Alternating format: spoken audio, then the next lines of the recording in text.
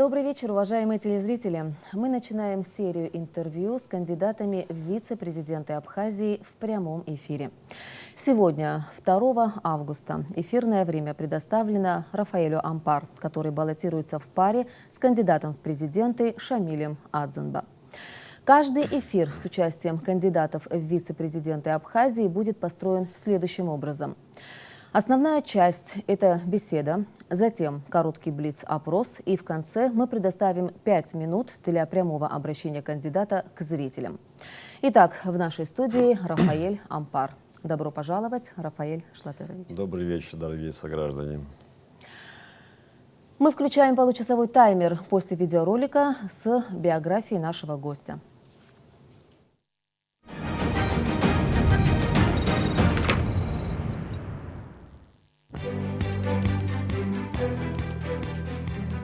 Ампар Рафаэль Шлатерович родился 20 июня 1964 года в городе Гудаута.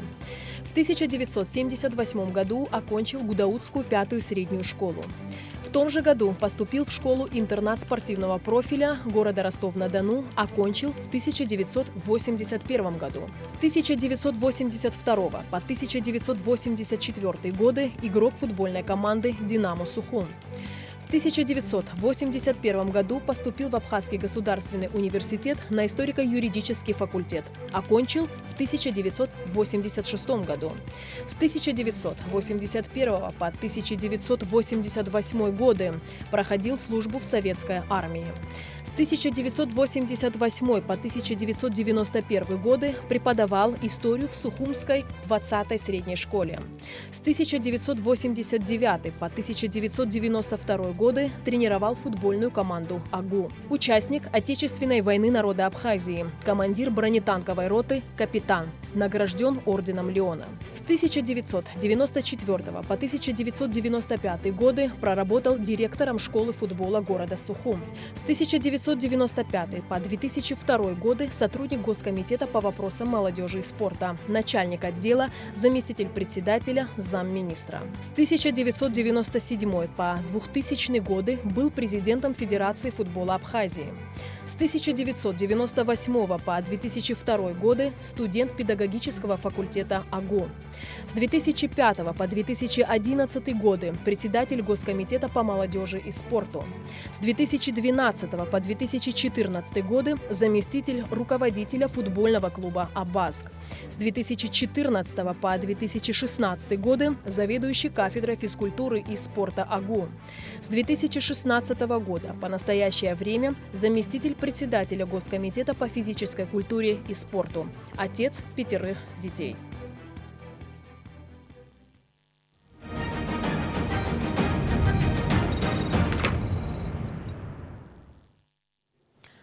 Ну и сейчас мы переходим к основной части нашей программы, к беседе, на которую отведено 20 минут эфирного времени. Рафаэль Шлатерович, несмотря на то, что вы по образованию историк, вы всю свою жизнь посвятили спорту. И так как спорт, он как бы вне политики, и, на мой взгляд, вы тоже всегда были вне политики. Чем обосновывается вот такое решение сейчас? Не, ну я так понимаю, что я вне политики в принципе не был. Даже учитывая мою биографию, как говорится, да, государственной службы, я несколько лет возглавлял Госкомитет по молодежной политике и спорту. И несколько лет был заместителем министра разных организаций. Это был и Госкомитет, и было министерство, где также занимался я молодежной политикой. А молодежная политика — это, в принципе, она политика, потому что нам надо растить кадры, нам нужно давать им идеологию, и поэтому это так или иначе политика. С другой стороны, еще в студенческие годы, я просто помню, мы были достаточно активными. Это, скажем так, середина 80-х годов, где лично я несколько раз принимал участие, ну, так скажем, политических некоторых митингах, каких-то движениях студенческих.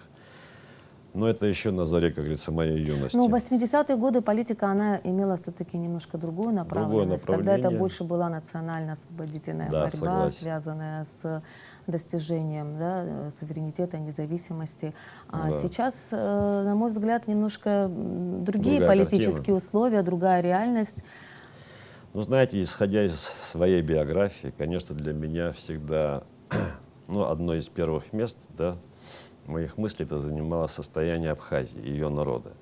Безусловно, не сможет человек жить как бы очень слабо развивающей стране. А в связи с тем, что я все эти годы работал с молодежью, ну, начиная с той тренерской еще, как говорится, истории, еще в Абхазском госуниверситете, ну и на протяжении многих уже десятилетий, получается, так или иначе, я старался воспитывать молодежь и в нравственном плане, и в физическом плане.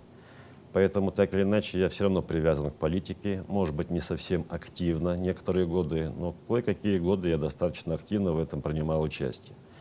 Но что касается, в принципе, исторического образования, да, я с удовольствием учился в Абхазском госуниверситете, на факультете историко-юридическом, но по специальности история.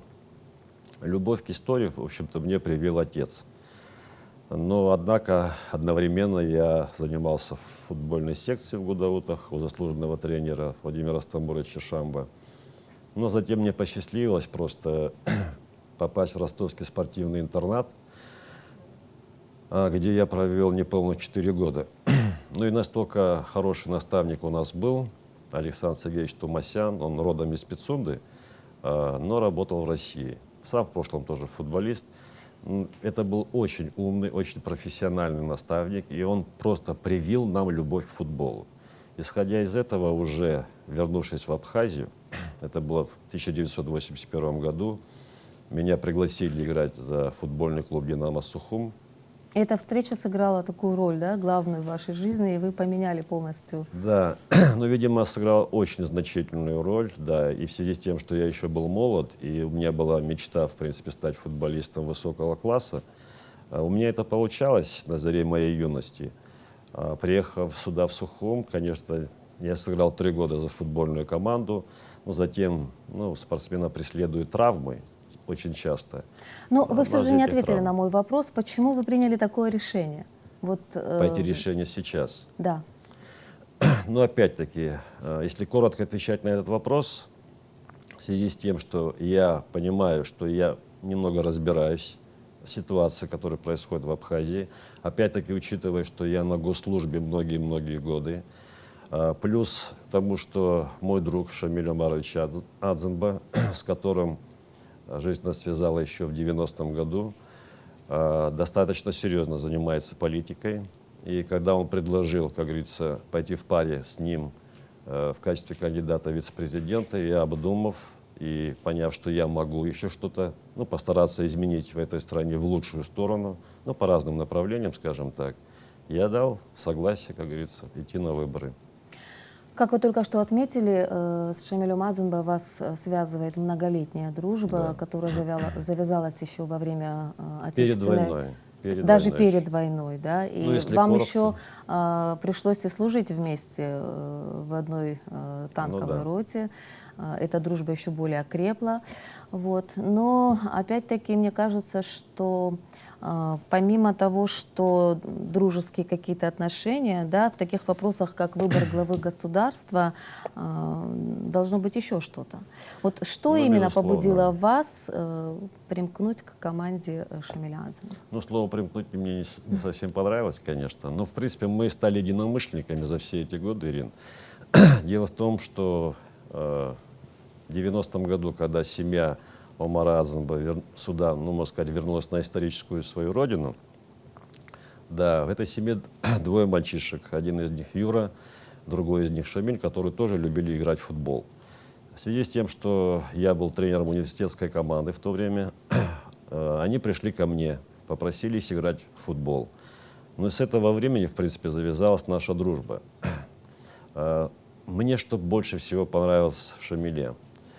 Дело в том, что, попав в команду, он достаточно быстрое время стал завоевывать авторитет в команде. Это тоже было не так просто, потому что это в 19 лет, знаете, не совсем легко удается. Тем более здесь команда уже была сложившаяся. Мы принимали участие вначале в чемпионате Абхазии, затем мы в чемпионате Грузии играли. Но его способность адаптироваться раз, его способность завоевывать авторитет, причем в короткие сроки, и его умение добросовестно и ответственно относиться к тренировочному процессу и к самим играм, ну, привели к тому, что где-то через полгода, да, команда его избрала капитаном команды. Это тоже далеко не так быстро удается. Но я заметил в этом мальчике, что он стремится развиваться, что он работоспособный, что он целеустремленный. И вот эти качества, в общем-то, позволили ему стать лидером команды, ну и вплоть до начала войны. Даже, в общем-то, 14 августа, в этот день у нас должен был состояться футбольный матч. Однако, к сожалению, начались вот эти военные столкновения. Нам посчастливилось в том плане, что мы уже 14 к вечеру смогли раздобыть, скажем так, оружие. И 15 августа, уже находясь, ну, скажем, в Нижних Эшерах, где дислоцировался наш, да, 8-й полк, как мы это говорили, была поставлена нам задача собрать боевые единицы. Исходя из того, что я тоже служил когда-то в советской армии, и, в принципе, я проходил службу в мотострелковых частях, я кое-что, конечно, уже знал. Нам удалось создать группу из 23 человек в первую же ночь. А на рассвете 16 числа командование, ну, это Геви Камович Чагорба, Сергей Платонович Бар, поставили нам задачу, ну, как бы охранять телевышку. К сожалению, ну, получилось так, что мы не совсем были готовы, если уж откровенно, к военным действиям. Многие ребята были очень молоды, они не знали, как себя вести в боевых столкновениях. Одновременно мы не думали, что все же эта телевышка находится уже в руках противника.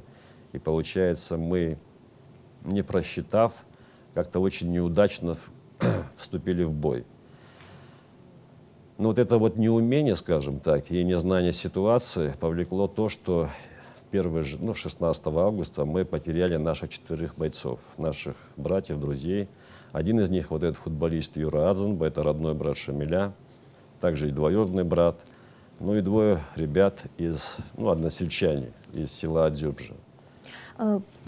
Я понимаю, что история войны — это да. очень важный этап в нашей жизни, но хотелось бы все-таки вернуться к основной теме нашей беседы. Да. Вот я хочу задать вам вопрос, который, скорее всего, мы зададим всем кандидатам в вице-президенты. В последние годы в нашей стране очень много обсуждается вообще, нужна ли должность вице-президента. Ваше мнение по этому поводу хотелось бы узнать. Но мнение нашей команды таково, что на сегодняшний день конституционный закон, да, на самом деле таков, что выборы президента Республики Абхазия, они идут вкупе с выборами вице-президента республики. На сегодняшний день я считаю почти что абсолютно формальным эта должность. И мы, в принципе, готовы, конечно, это предложение внести в народ в случае, как говорится, нашей победы. Вот вы сами вспомните, что вице-президентом свой срок, 2 срока, как говорится, проработал только Валерий Ашпа. Да, сложили полномочия другие. Да, остальные, все вице-президенты сложили полномочия раньше срок. Что же там записано? Что вице-президент по поручению президента исполняет определенные поручения. По большому счету, больше особо ничего не сказано, кроме того, что в случае отставки президента или в случае его отсутствия вице-президент, как говорится, исполняет обязанности президента. В продолжение, темы в этом свете, в чем вы видите свое предназначение? Я так понимаю, что это, в принципе, должности? коллегиальное решение, что касается этой должности. Я думаю, что нужно обратиться, в общем-то, к народу, скажем, к общественным организациям, к партиям, каково же их видение. Нужна ли эта должность? На самом деле высокая должность, это 2-й пост в государстве. Но насколько она отвечает, как говорится, современным реалиям. Здесь или же нужно его упразднить, мое мнение, или же надо его, во всяком случае, усилить, саму позицию вице-президента. Но опять-таки это уже решают, как говорится, не мы, а должно решаться коллегиально. Вы спортсмен и человек, который практически всю свою жизнь посвятил вопросам именно спортивной сферы. Как вы думаете, что нужно сделать для того, чтобы спорт в Абхазии лучше развивался, для того, чтобы привлечь как можно больше молодежи, да не только молодежи, и взрослых людей к занятию спортом? Ну, откровенно говоря, эта тема, конечно, мной, в общем-то, хорошо уже изучена, наверное. Но так или иначе, в любом нормальном государстве, да, физическая культура и спорт, не нужно отделять спорт просто так, как бы, от физической культуры, от физического воспитания. Безусловно, это серьезная работа, потому что здесь нужно наладить механизмы, прежде всего. Если говорить о спорте в нашей стране, то какая система, она не работает именно в сфере физической культуры и спорта. Ну и механизмы тоже нужно отработать. Это тоже, видимо, законодательные акты нужно принять, которые позволили бы нам лучше, как говорится, в этом направлении развиваться. Есть такое понятие, как массовый спорт, есть такое понятие, как спорт высоких достижений, есть, как говорится, профессиональный спорт. Они не совсем похожи и не совсем идентичны, скажем так. Если иметь в виду о моде на физическую культуру, то я так понимаю, что в советское время система была выстроена очень классно. И это позволяло многим детям, и подросткам, и старшим юношам, и молодежи, и взрослым, скажем, ребятам, и девчатам, среднему поколению заниматься физической культурой и спортом. У нас, по большому счету, много чего еще не хватает. Слава Богу, что нам удалось инфраструктуру, в принципе, более-менее привести в нормальное состояние. Это что касается спортивных школ по районам Абхазии, это что касается мини-футбольных, плоскостных сооружений, они тоже разного типа. Но все еще не в каждой школе у детей есть возможность полноценно заниматься. Да, это одно из самых основных. Да, если мы не сумеем в ближайшее время, скажем, привести в порядок спортивные сооружения, которые есть при общеобразовательных школах, это закрытого типа или же открытого типа, то, конечно же, поток ребят в эти группы, в эти секции тоже, в общем-то, невозможен. Конечно же, нужны хорошие специалисты. Вообще, проблема кадров, она из самых основных для нас. Нужно постоянно повышать свои знания, повышать свою квалификацию. Безусловно, конечно, нужно как-то стимулировать тех людей, которые работают именно в плане физической культуры и спорта. Я думаю, что наши школы не обладают нормальным инвентарем, тем более спортивным оборудованием. Им не обладают и многие спортивные школы, к сожалению. И поэтому в этом направлении очень много еще работы предстоит. Но я считаю, что физическая культура, она обязательно должна быть. Мы хотим, чтобы мы растили молодежь грамотной, образованной, умной. Но одновременно мы должны понимать, что она должна быть здоровой и крепкой. В принципе, только тогда сама нация и само государство может стать сильным. Какой должна быть, да, но что нужно для этого сделать все-таки? Программы какие-то должны быть государственные, или это должно быть какие-то проекты, может быть, платные, спонсорские? Как вы себе представляете? Нет, я, конечно, представляю. Если экономика страны, да, она будет набирать темпы, будет развиваться, то, конечно же, появятся и спонсоры, и появятся меценаты. Но самое главное, чтобы еще и в сознании это было, что мой ребенок должен быть здоровым, крепким, выносливым, сильным. И для этого наши, родители должны направлять детей в спортивные секции. Однако, придя в спортивную секцию, у этого тренера должен быть инвентарь нормальный, должно быть оборудование, в зависимости, какие виды спорта. Конечно же, нужны программы. Программы тоже нужны. Нужны еще нормативные документы, которые позволяли бы, да, как-то развивать этот спорт гораздо быстрыми темпами. Я не скажу, что у нас совсем плохо. На самом деле, на протяжении более чем 20 лет количество занимающихся детей увеличилось. Но сейчас так порядка около 10 тысяч девчонок и мальчишек занимаются физической культурой и спортом в различных секциях по Абхазии. Но этого мало на самом деле. У нас очень много взрослых ребят, которые бы с удовольствием занимались бы в спортивных клубах, но таких клубов у нас, к сожалению, нет. Государство пока не осиливает это. А что касается спонсоров и меценатов, к сожалению, их у нас совсем немного. Кроме спорта, вы хоть и недолго, но занимались и педагогической деятельностью. Какой-то опыт у вас есть в этой сфере. Да. Ваше мнение о системе образования в Абхазии? Знаете, если говорить о системе образования, конечно, надо досконально его изучить. Но мы считаем, что жизнь развивается везде. Не только в Абхазии она развивается во многих странах мира. И мы прекрасно видим, что новые технологии, они так или иначе должны приходить и в наши школы тоже. Я считаю, что школа как бы начальная, есть школа, есть средняя, есть полное среднее образование. Поэтому наших детей нужно заинтересовать учиться. У нас есть хороший вуз, Абхазский госуниверситет, с хорошим профессорско-преподавательским составом. И слава богу, что в конечном итоге наш университет сейчас выглядит неплохо. Ну, после такой серьезной реконструкции, реставрации, уже есть определенные, как говорится, лаборатории, есть определенное оборудование, но так или иначе этого тоже пока еще не хватает. Я понимаю, что надо в школе научить ребенка учиться. Если он не потянется за знаниями, то он не будет и дальше тоже заниматься. Что касается преподавательского состава в системе образования, у нас опять-таки есть хорошие специалисты, на самом деле высокие специалисты, но у нас есть и среднее поколение.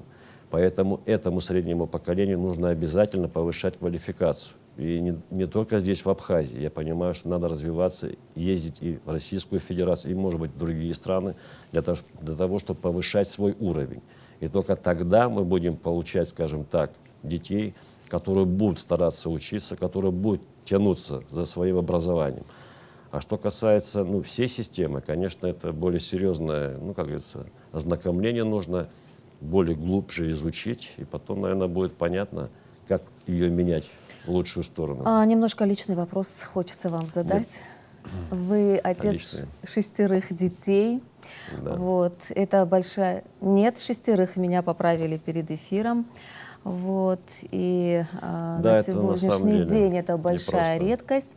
Легко ли вообще это? И хороший вы отец?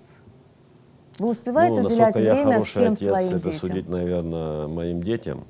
Да, конечно же, это непросто. В наше время, на самом деле, это непросто. Но, опять-таки, много таких критериев, которые могу аргументировать. Да, это не совсем, как говорится, хорошая заработная плата. У нас, у сотрудников вообще различных ведомств. По большому счету, ребенку всегда нужно достаточно многого. Это и школа, это и занятия в различных творческих кружках, возможно, в спортивных секциях. Это потом и студенческие годы детей, в том числе и моих детей. Все это, конечно, нужно успевать как бы сделать. Конечно, сказать, что я внимание уделяю столько, сколько бы мне, как отцу, хотелось бы, было бы ложью. С одними детьми я как-то больше, во всяком случае, общаюсь, с другими детьми меньше. Но они у меня некоторые уже выросли, кто-то уже, как говорится, семейный, кто-то еще студент, кто-то еще школьник. Поэтому в зависимости, как мне удается. А так, конечно же, это здорово, иметь много детей. В принципе, каждый из нас должен стараться как-то повышать демографию нашего общества и нашей здесь страны. Продолжая тему образования, да, и перспективы молодежи в Абхазии. Где учатся ваши дети? Один из моих сыновей уже закончил. В Европе, кстати, закончил, да, так уж получилось. Сейчас работает. Другая дочь закончила в Москве. Еще одна дочь закончила здесь, в Сухуми. Двое у меня еще школьники. Да. Еще один ребенок закончил тоже в Российской Федерации. Значит, вы все-таки не совсем доверяете нашей системе образования? Вы знаете, это больше был выбор моих детей, да, в связи с тем, что они захотели все же учиться не здесь, а в России. Я, насколько смог, я им постарался помочь. Но я сам работал в Абхазском госуниверситете, несколько лет был заведующим кафедрой физической культуры. Я знаю, что у нас есть хорошие специалисты на многих факультетах. Есть определенная просто часть нашей молодежи, которая старается выезжать за пределы Абхазии и учиться там.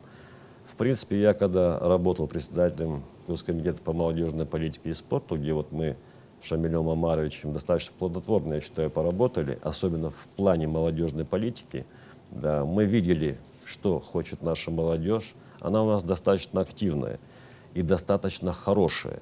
Другое дело, что мы, взрослые, не всегда можем их понять и не всегда им даем возможность саморазвиваться. А в перспективе, как дети ваши, они останутся работать там, или все-таки вы хотите, чтобы они вернулись в Абхазию? Какой вы видите перспективу их будущее, дальнейшее, в плане трудоустройства? Знаешь, Ириш, для меня, честно говоря, это сложный вопрос на самом деле. Да, потому что двое из моих детей пока, во всяком случае, не планируют приезжать в Абхазию, потому что они уже немного адаптировались там. Они нашли там работу, которая их пока, во всяком случае, вполне устраивает. Но я, конечно же, бы хотел, чтобы они вернулись. Но, к сожалению, чего греха таить, у нас большая часть молодежи не занята, да? И это тоже проблема нашей страны. Если человек не занят, то он начинает деградировать. Мне бы не хотелось, чтобы мои дети деградировали. Поэтому, в принципе, один из аргументов, почему я хочу, да, прийти, скажем, во власть, для того, чтобы постараться это тоже изменить.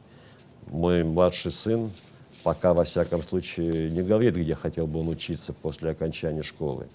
Возможно, он останется в Абхазии, возможно, поедет учиться в Россию. Но я просто стараюсь, чтобы они вернулись сюда, на родину. Основное время нашей программы истекло. Сейчас, после небольшой заставки, мы перейдем к блиц-опросу.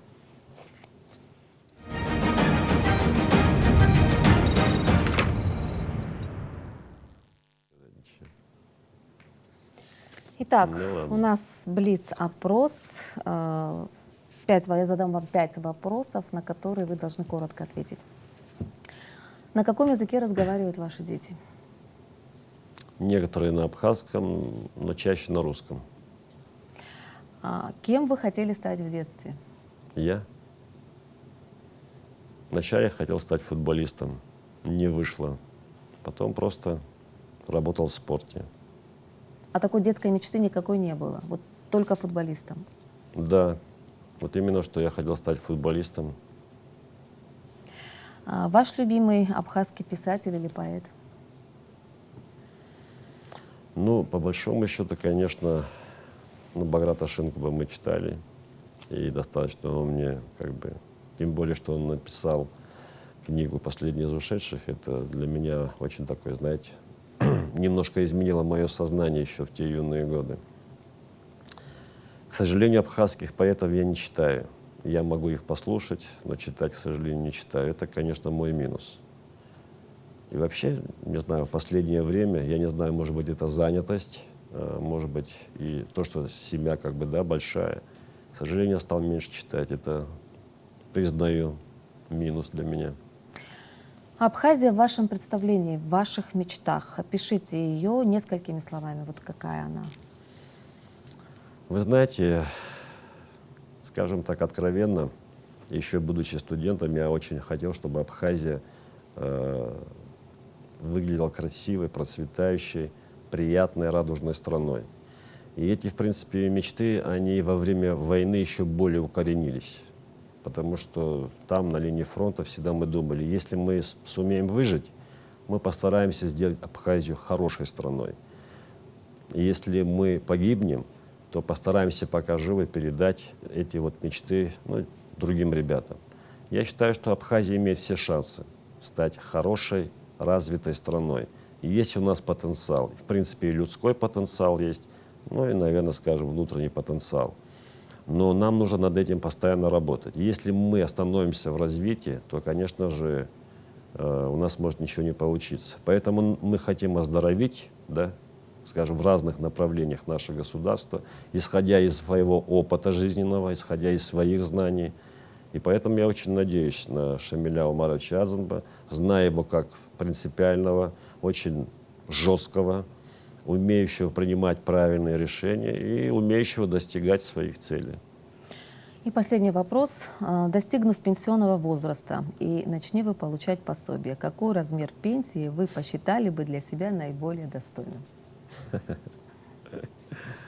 Так, вопрос на засыпку последний.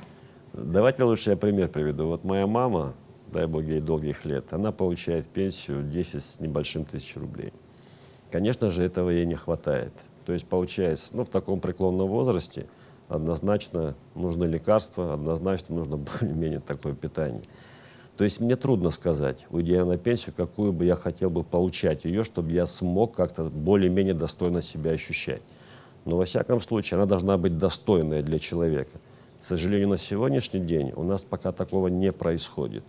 И это еще одна тема для такого серьезного, скажем, разговора, осмысления и вообще изменения к лучшему. Очень многие у нас страдают из-за этого. Если я уже не говорю о пенсиях наших инвалидов, это тоже крайне сложная ситуация. И поэтому многие ребята, когда мы встречаемся, они очень жалуются. У нас осталось совсем немного времени, и вам предоставляется слово. Вы можете обратиться к избирателям сразу после отбивки.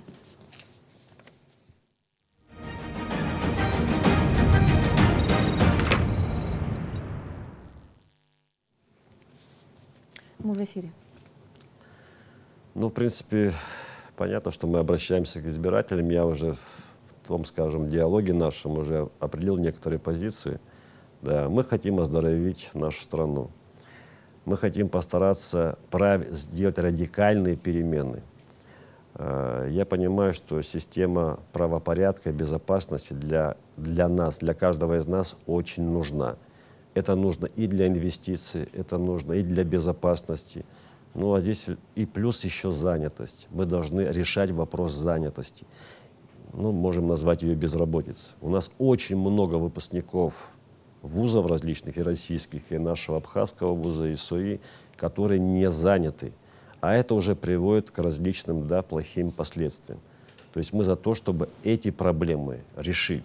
Возможно, конечно, не удастся все вопросы, которые мы планируем решить, ну, скажем, там, в течение ближайшего времени. Но радикально менять ситуацию нам просто необходимо. Поэтому я как бы обращаюсь к гражданам Абхазии, зная, как бы, может быть, меня, я знаю Шамиля Умаровича, думаю, постараюсь как бы в нас поверить еще раз. Ну, такое обращение. У вас есть еще время? У меня еще есть время. Да. Обычно всегда мы не спешим. 1,5 минуты. Ну, по большому счету, я основные такие принципы-то сказал, но считаю, что каждый из нас должен соизмерять свои возможности, да, с тем багажом знаний и багажом умений, которые, в принципе, удалось к этому возрасту получить. И считаю, что мы неплохая пара для того, чтобы постараться изменить к лучшему, как мы говорим, ситуацию в стране. Я уверен в себе, я уверен в Шамиле Омаровиче, и я думаю, что мы сможем сделать. Спасибо вам за беседу. Ну, а я напоминаю, что мы работали в прямом эфире. На наши вопросы сегодня отвечал кандидат в вице-президенты Абхазии Рафаэль Ампар. Беседы с кандидатами в президенты и вице-президенты Абхазии смотрите в прямом эфире абхазского телевидения каждый вечер до 23 августа. Всего доброго. Всего доброго.